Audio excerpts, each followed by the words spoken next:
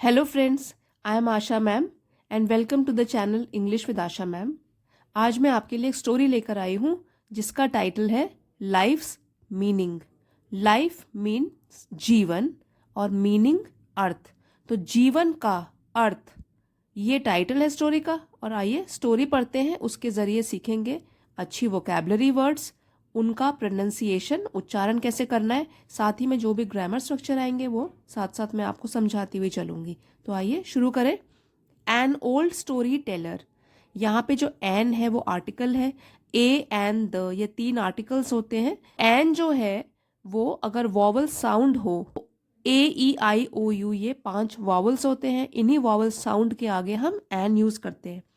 An old story teller, एक story teller means कहानी सुनाने वाला, और वो था वृद्ध, एक बूढ़ा कहानी सुनाने वाला नेम्ड देवदत्त। तो देवदत्त नाम का एक बूढ़ा कहानी सुनाने वाला लिव्ड, रहता था in a serene town. Serene town, town means नगर, और सेरीन शांत, पीसफुल। यहाँ पे जो टाउन है नाउन है, ये इट इज़ अ नाउन, और उसको डिस्क्राइब कर रहा है कि ये टाउन था सेरीन, एकदम शांत, पीसफुल। ये एडजेक्टिव है क्योंकि जो एडजेक्टिव्स होते हैं वो नाउन को डिस्क्राइब करते हैं। One day a troubled young man approached him. One day, एक दिन, ट्रबल्ड मीन्स परेशान, यंग मैन युवा आदमी, अप्रोच्ड पास आया, हिम उसके, तो उसके पास आया। एक दिन एक परेशान युवा आदमी उसके पास आया। किसके पास? देवदत्त के पास। Seeking guidance on finding the worth and purpose of life. Seeking guidance, guidance means advice या सलाह। सीकिंग ढूंढ रहा था, वर्थ क्या उपयोगिता होती है, क्या यूज होता है, क्या मूल्य होता है, और पर्पस उद्देश्य। तो जो परेशान था वो युवा आदमी, वो उनके पास आया सीकिंग गाइडेंस ऑन, सलाह मांगने के लिए, on finding the worth and purpose of life, कि इस जीवन का क्या मूल्य है, क्या उपयोगिता है और क्या उद्देश्य है, इसके ऊपर सलाह मांगने के लिए वो ओल्ड मैन के आगे आया, देवदत्त के पास आया। Devdutt led the young man to a quiet pond. तो देवदत्त जो है लेड, ले गया, द यंग मैन, उस युवा आदमी को, टू अ क्वाइट पॉन्ड, एक शांत से तालाब के पास, surrounded by blooming wild flowers. Surrounded जो कि घिरा हुआ था तालाब, by blooming wild flowers. Blooming means खिले हुए, और वाइल्ड फ्लावर्स हो गए जंगली फूल। तो एक जो शांत सा तालाब था जो कि घिरा हुआ था जंगली खिले हुए फूलों से, उसके पास देवदत्त उसको ले गया। ही handed him a small payable. अब ही जो है प्रोनाउन है, ये वो देवदत्त के लिए यूज्ड है कि उसने फिर हैंडेड हिम मीन्स उसको पकड़ाया। अ स्मॉल पेबल, एक छोटा सा गोल पत्थर।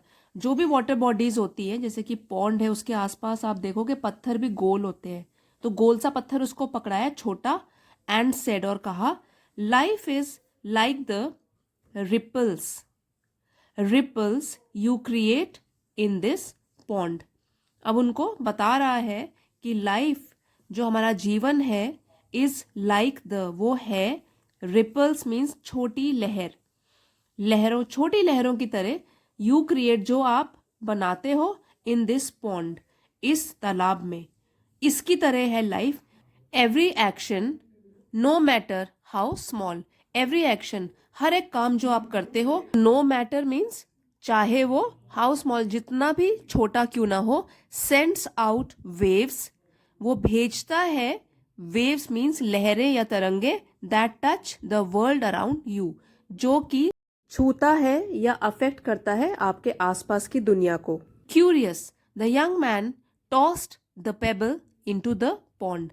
जो युवा आदमी था वो जिज्ञासु हो गया, उत्सुक हो गया, उसको जानने की इच्छा हुई। The young man tossed the payable into the pond, तो उस युवा आदमी ने, टॉस्ड मीन्स उछाला, पेबल उस छोटे पत्थर को, इनटू द पॉन्ड, तो उस तालाब के अंदर उसने उसको उछाल दिया, उछाल के फेंक दिया। And they watched as ripples spread across the water, and they watched, उन दोनों ने देखा फिर, एज रिपल्स, जैसे ही लहरें स्प्रेड फैली अक्रॉस द वाटर, मतलब कि पूरे पानी में जो लहरें उसके बाद फैली, दोनों उसको देखने लग गए। देवदत्त कंटिन्यूड, फिर देवदत्त ने अपना जो उपदेश था या सलाह थी वो जारी रखा। Now imagine each ripple as an act of kindness. तो अब वो बोल रहे हैं, पहले तो उसको ये काम करने के लिए बोला नाउ, अब इमेजिन, आप कल्पना करो, ईच रिपल, जो एक एक तरंग है, as an act of kindness, ये कोई काम है जो आपने किया है जो कि दया से भरा हुआ है, या मोमेंट ऑफ लव, या तो ये प्यार का एक पल है, और a step towards your dreams, या तो फिर ये है एक कदम आपके सपनों की ओर। तो देवदत्त जो है उस युवा आदमी को बताना चाहते हैं कि इतना छोटा सा आपने काम किया, एक पत्थर फेंका तालाब में, उससे जो लहरें उठी हैं, आप उसको इमेजिन करिए कि वो आपके काम है, जो छोटा सा काम आपने शुरू किया जो कि दया से भरे हुए हैं, या तो प्यार के पल है, या तो आपके सपनों की तरफ एक कदम आपने उठाया है। It's not about the size of the stone but the impact of the ripples you create. तो अब बताना चाहते हैं देवदत्त उस यंग मैन को कि इसकी बात नहीं है कि साइज ऑफ द स्टोन, की जो स्टोन का आकार है वो छोटा है कि बड़ा है, लेकिन बात किस बारे में है? इम्पैक्ट, प्रभाव, उन रिपल्स का, उन लहरों का जो आपने बनाई है। तो चाहे आपने छोटा सा भी काम किया, उसकी वजह से आसपास के हमारे जो लोग हैं उनकी जिंदगी में बदलाव जरूर आते हैं। As they sat in contemplative silence, contemplative silence, as they sat, जैसे ही वे बैठे, सिट का पास्ट टेंस है सैट, जैसे ही वे बैठे, इन कंटेम्पलेटिव साइलेंस। अब साइलेंस मीन्स चुप्पी या शांति है, और कैसी शांति है?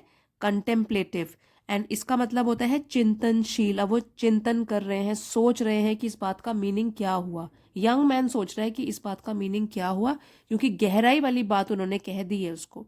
The young man began to understand, तो जो युवा आदमी था, बिगिन का पास्ट टेंस हो गया बिगैन, उसने शुरू किया, टू अंडरस्टैंड, समझना, that life's worth wasn't solely, तो लाइफ का जो मूल्य है वो केवल wasn't solely measured by grand achievements, तो जो जीवन का मूल्य है वो सिर्फ इससे नापा नहीं जा सकता कि आपने, ग्रैंड मीन्स भव्य, और अचीवमेंट उपलब्धियां, कि आपने कितनी बड़ी बड़ी उपलब्धियां की हैं अपनी लाइफ में, सिर्फ इससे हम जीवन के मूल्य को नहीं नाप सकते।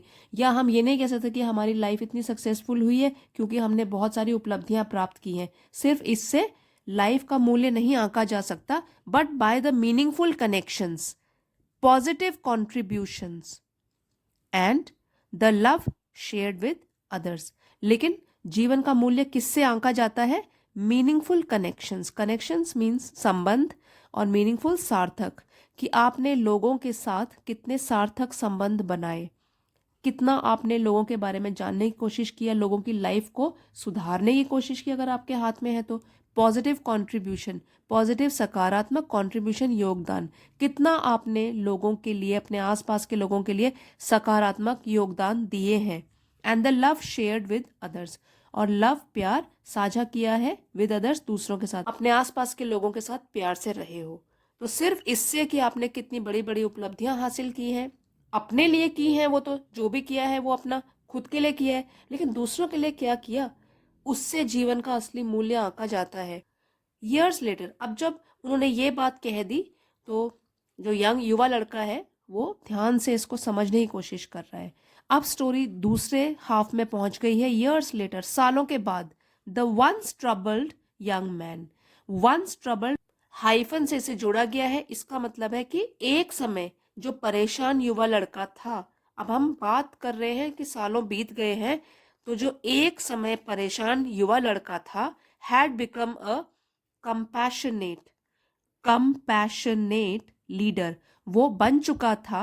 हैड बिकम, हैड के साथ थर्ड फॉर्म ऑफ वर्ब आया हुआ है, बिकम, बिकेम, बिकम, तो पास्ट परफेक्ट टेंस की पहचान होती है ये। वो युवा लड़का बन चुका था अ कंपैशनेट लीडर, कंपैशनेट मीन्स दयालु, जो कि दूसरों के प्रति दया का भाव रखता है, लीडर नेता। तो यहाँ वो एक दयालु नेता बन चुका था इन द कम्युनिटी, अपने समुदाय में एक दयालु नेता बन चुका था सालों के बाद। Creating ripples of change and inspiration, creating पैदा करके, रिपल्स लहर, चेंज परिवर्तन, इंस्पिरेशन प्रेरणा।